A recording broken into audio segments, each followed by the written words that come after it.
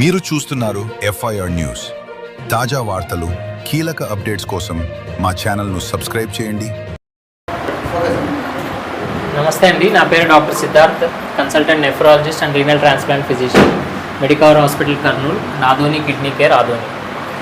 So గత 2 సంవత్సరాలుగా Adoni kidney care ద్వారా ఆదోని ప్రజలకు కిడ్నీ సమస్యలకి సర్వీసెస్ అందజేస్తున్నాం. ప్రతి గురువారం ఆదివారం ఇక్కడ వచ్చి మెడికవర్ హాస్పిటల్ తరఫున ఇక్కడికి వచ్చి మనం కిడ్నీ ఆదోని అండ్ ఆదోని చుట్టుపక్కల గ్రామ ప్రజలకు కిడ్నీ ప్రాబ్లమ్స్కి అవగాహన పెంచుతూ వాళ్ళకి సర్వీసెస్ అందజేస్తున్నాం.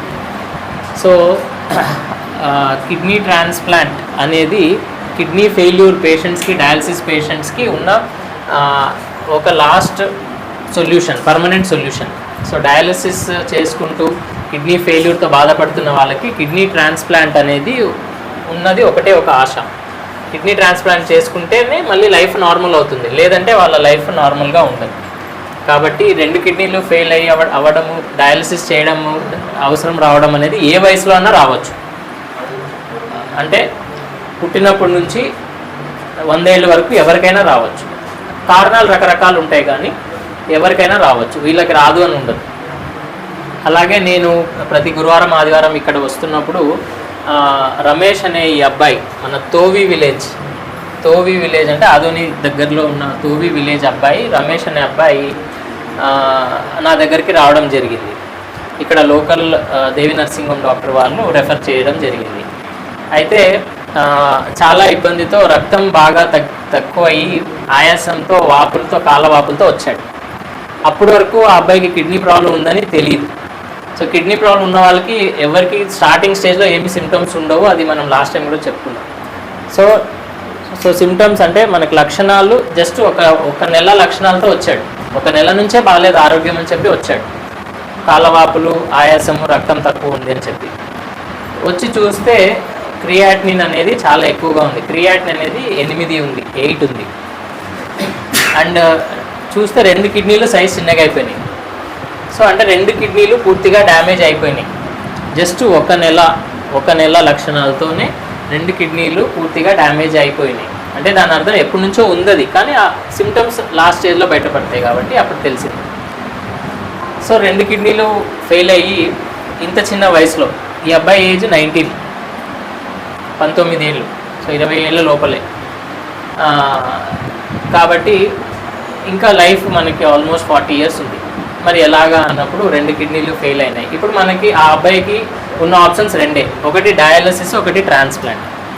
సో డయాలసిస్ అంటే మనకు తెలుసు, డయాలసిస్ అంటే వారానికి 3 సార్లు హాస్పిటల్కి వెళ్ళి లేదా డయాలసిస్ సెంటర్కి వెళ్ళి డయాలసిస్ చేయించుకుంటూ రావాలి. లైఫ్ అనేది చాలా ఇబ్బందిగా ఉంటుంది డయాలసిస్లో. నార్మల్గా ఉండదు, నార్మల్ మనిషిలాగా ఉండదు, పేషెంట్ లాగే ఉంటారు. దాంతోపాటు చిన్న వయసు కాబట్టి డయాలసిస్లో మనకి లైఫ్ స్పాన్ అనేది ఒక 10 ఇయర్స్ 12 ఇయర్స్ వరకే ఉంటుంది లైఫ్ స్పాన్. దానికన్నా ఎక్కువ డయాలసిస్లో లైఫ్ అనేది కష్టం. కాబట్టి లక్కీగా వాళ్ళ అమ్మగారు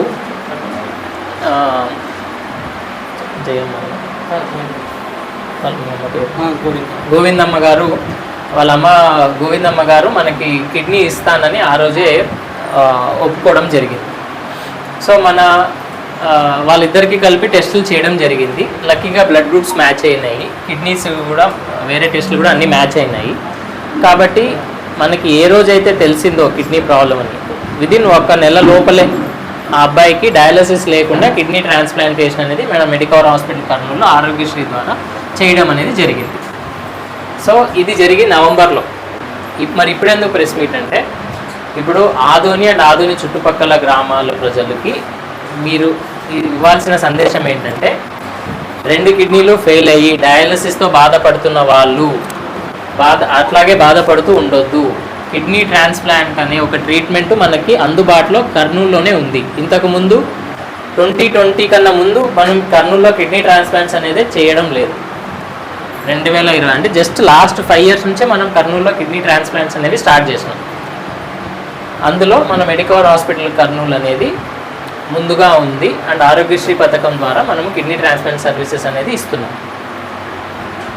సో డయాలసిస్ వాళ్ళు బాధపడకుండా కిడ్నీ ట్రాన్స్ప్లాంట్ ఆప్షన్ని మీరు చూడండి. ఇంట్లో వాళ్ళు, మీ ఇంట్లో ఎవరో ఒకరు ముందుకు వస్తే, మీ ఇంట్లో వాళ్ళు ఎవరైనా వాళ్ళ ఆరోగ్యం అంతా బాగుండి వాళ్ళు ముందుకు వస్తే, మ్యాచ్ అవుతే ఇంట్లో వాళ్ళ కిడ్నీ తీసుకుని మనం ఆరోగ్యశ్రీ ద్వారానే కిడ్నీ ట్రాన్స్ప్లాంట్ సర్వీసెస్ అనేది అందజేస్తున్నాము మెడికవర్ హాస్పిటల్ కర్నూలులో. తోవి విలేజ్ అనే ఒక మారుమూల పల్లె నుంచి ఈ అబ్బాయి కిడ్నీ ట్రాన్స్ప్లాంట్ చేసుకొని ఈరోజు ధైర్యంగా అందరిలాగే నార్మల్గా బతుకుతున్నాడు. నవంబర్లో ట్రాన్స్ప్లాంట్ అయింది, అంటే 6 months అయింది. ఇప్పుడు 6 monthsలో ఒక్క చిన్న ప్రాబ్లం కూడా రాలేదు. ఒక్కసారి కూడా హాస్పిటల్కి మళ్ళీ వచ్చి అడ్మిట్ కాలేదు. అండ్ ఒక 2-3 నెలలు మనకి అబ్జర్వేషన్లో కర్నూలులోనే రూమ్ తీసుకొని ఇల్లు తీసుకొని ఉన్నారు. దాని తర్వాత ఇప్పుడు వాళ్ళ స్వగ్రామమైన తోవి విలేజ్కి వెళ్ళిపోయినాడు. ఇప్పుడు ఆ అబ్బాయి వాళ్ళ ఇంట్లోనే ఉన్నాడు, నార్మల్గా అందరిలాగే లైఫ్ ఉంది. సో ఇప్పుడు కిడ్నీ 100% పనిచేస్తుంది. అండ్ వాళ్ళ అమ్మగారు కూడా బాగున్నారు. ఇంకోటి ఏంటంటే మన దగ్గర ఇప్పుడు ఎవరైతే కిడ్నీ ఇస్తారో వాళ్ళ ఆరోగ్యం ఏమైపోతుందో అని భయపడతా ఉంటారు. కాబట్టి ఇప్పుడు మీకు మీ ముందే ఇద్దరు ఉన్నారు, రమేష్ కిడ్నీ తీసుకున్న వాళ్ళు, గోవిందమ్మ కిడ్నీ ఇచ్చిన వాళ్ళు.